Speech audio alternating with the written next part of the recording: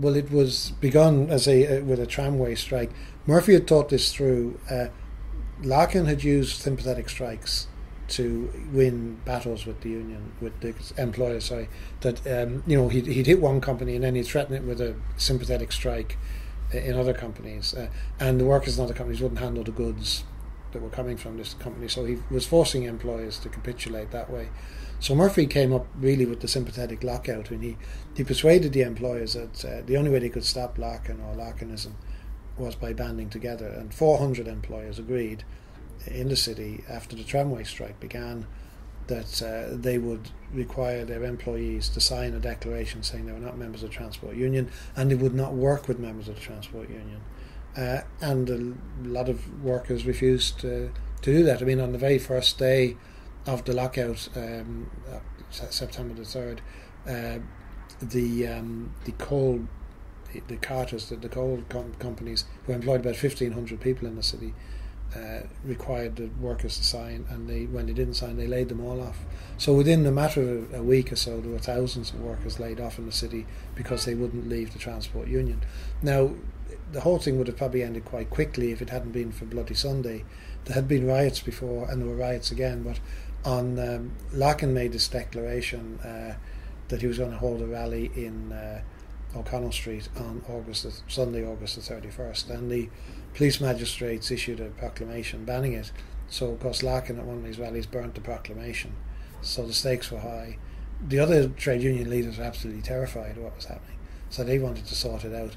So they agreed a compromise with the police that they would hold a rally, but not here, they'd hold out in Fairview. The Transport Union had a house called Croydon House, which was a sort of recreational centre for members. So they marched literally from Liberty Hall out to Croydon Park. About 10,000 workers did that. But Larkin went on the run. He'd lost contact with the Trades Council. They'd lost contact with him. But he got a statement into all the papers, including the Sunday Independent, which William Martin Murphy owned, saying he was going to have a rally anyway.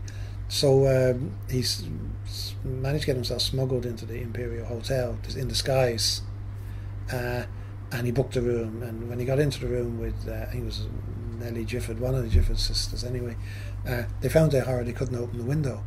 There was a huge aspidestra in front of it. He lifted down the aspidestra. He still couldn't open the window. So he had to run back down the corridor into the dining room, where one of the diners actually handled booze. It was a Liberal MP on holidays with his wife, and this man in his frock coat and his false beard ran through the dining room onto the balcony and started roaring and shouting. And the police were blind, literally wall-to-wall police in O'Connell Street. And every officer over the rank of sergeant ran for some reason into the hotel to arrest Larkin. So there was a poor sergeant stuck, Butler was his name, in front of the Imperial Hotel, and there were just ordinary people in the street. I say all the trade unionists had gone off to Marino or to Fairview, and they were wondering. So people came forward to hear what he had to say, and the sergeant decided that they were going to charge or something, so he told his men to drive them back. And he always said afterwards he never told them to draw their batons. But what happened was they attacked the crowd. The crowd then fled to the opposite side of the street, whereas there's another group of policemen protecting the back of William Martin Murphy's independent offices, which up until very recently was still there beside the GPO. So when they saw the crowd surging towards them, running away from the other policemen, they decided they were being attacked, and they counter-attacked. So we don't know how many people were injured. Figures vary between 400 and 600. One of them was Sean O'Casey, actually. But there's very vivid accounts of what happened. And as a result of that, and photographs that were taken, they all appeared in the papers the next day, including the British papers. Now, as it happened, the very next morning, September the 1st, the Monday, the British TUC, the Trade Union Congress, was meeting in Manchester. So when they saw what was going on, they read it in the papers, they were all horrified, and they immediately passed resolutions, in spite of the best efforts of the top table to, calm it down, to back the Dublin workers to the hills. And in fact, one of the Transport Union officials, William Partridge, actually arrived. He'd gone on the night boat with a couple more members, and he actually had a policeman's baton, or he claimed it was a policeman's baton, with the blood still on it, and he waved it about, and everybody got very excited, and they swore they'd back the Dublin workers to the hilt. So as a result of that, over the next 4 or 5 months, over £93,000 worth of food and money and fuel came to Dublin to keep the strike going. Without that aid from Britain, it couldn't have lasted that long. Equally, but it wasn't publicised, it was kept secret at the time. The Dublin employers were backed by the British Shipping Federation because they didn't want the unions to win. So they were sending money to Dublin. And Lord Ivy, the head of the Guinness dynasty, secretly gave £5,000, which was a lot of money at that time, to keep some of the employers going because some of them were in trouble. So there was this, it was like the Spanish Civil War almost. It was war by proxy that the employers and the unions were fighting each other in Dublin. The British employers almost were fighting to smash the unions in Dublin because it would help them smash the unions in Britain, and vice versa. The TUC were helping the Dublin workers. Without that help, the lockout would never have lasted as long as it did. But eventually, the Dublin employers resisted every attempt at peace initiatives. I think the balance of opinion is very much that this thing could have been settled several times. And I think people like the Archbishop, who was by no means a raving revolutionary, Catholic Archbishop of Dublin, would have concurred. And in fact, the Board of Trade sent over their chief troubleshooter, Sir George Asquith, to solve it. And he held a week of hearings in Dublin Castle, and he came up with a solution, which was that that the unions would agree not to use a sympathetic strike tactic. They would return to work. They would guarantee to work normally for whatever period it took to resolve the outstanding issues, and the employers should accept them back on that basis. And the employers just rejected that out of hand. So it was never resolved. Eventually the workers were starved back. Larkin was his own worst enemy in some ways because he actually went to England to raise support and to keep funds coming in for the strikers. But Larkin, being Larkin, was very dissatisfied with the actual support again from the leadership of the TUC. So he attacked them and he called them mummy. He said, mummies in a museum would be more help. And that was one of the more principled things he said about them. And some things he did were quite mad. I mean, a man called Marklew, the chairman of the Socialist Party in Britain, he was very sympathetic. In fact, of all the organisations anywhere in the world who gave support, and support came from America, it came from Europe, the organisation gave most per head of membership was the British Socialist Party. But he was supposed to address a meeting, I think it was in Leeds, with Larkin, and Larkin refused at last minute to go on the platform with him.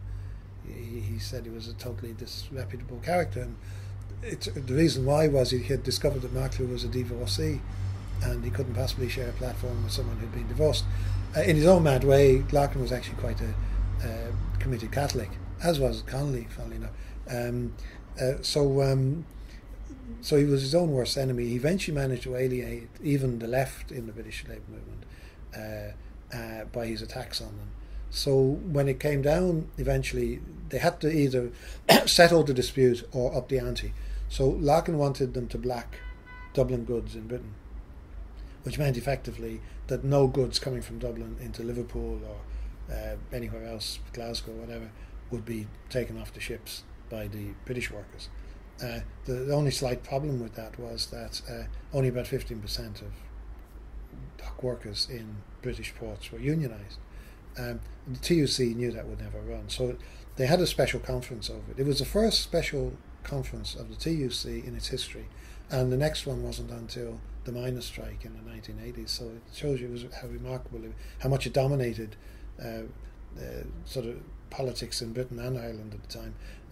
But at that, over 2 million workers, I can't remember the exact number, delegates representing over 2 million workers voted not to extend the strike to Britain, and only about 250,000 voted to do it. And what's interesting is if you look at the speeches, the unions which pledged the most support to Larkin and supported the extension of the strike tended to be unions that represented people where there wasn't a hope in hell of them ever having to do anything, whereas the people who were most affected decided to walk away. So once that decision was taken, the game was up really, and the supplies of food and money dried up. The Dublin employers knew they were on to a winner, and it was a question of sort of counting your dead and making peace on whatever terms you could. Larkin and Connolly did the usual Irish thing. They blamed the Brits. They said, they were sold out by the TUC after getting huge amounts of money and support for months on end. But and that myth has survived fairly intact in Ireland. But they had to go back on whatever terms they could. a lot of people never got back. I mean, a lot of women actually on strike. We tend to forget that, but Jacob's Biscuit Factory, for example, they reckon about 400 women who came out or were locked out in August 1913 because they wouldn't leave the union, never worked in Jacob's again. The men were more fortunate because in August 1914, when the war broke out, a lot of these men who had been reservists in the army were called up. And a lot of the dockers, for example, a lot of dockers were reservists, ex-British Army. They went off to fight in Flanders, and the employers had no choice but to bring back blacklisted union members. But it took a long time to recover. In fact, the union and the wider trade union movement didn't really recover until well after 1916, when the war was in full swing. But it was a massive defeat, is the reality. And the irony of it again is that what helped rebuild the union movement in Ireland was the fact that the British government during the First World War set up an arbitration system. They didn't want strikes. So the best way to avoid strikes was you set up this body. If a union and an employer couldn't agree terms, they went off to this body, they listened to what they had to say, and they gave a judgment. And because they wanted to keep the legitimacy of the system going, they tended to give both sides something. So the employers and the unions, neither would get cheesed off with the system. It broke down to some extent in Britain in places like Clydeside, where shipbuilding was very important, and engineering.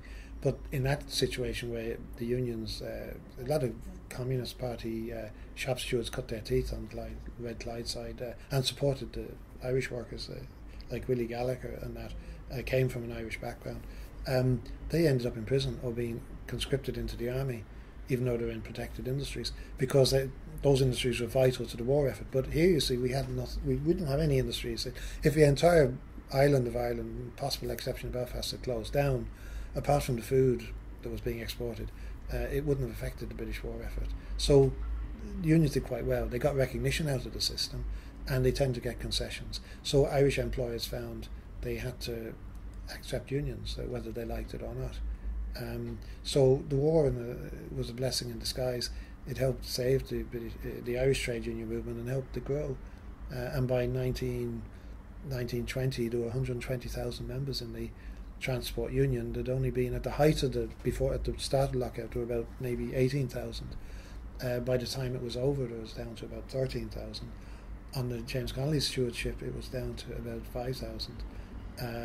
And between, I'd say, 1916 and 1920, you had this explosion in membership.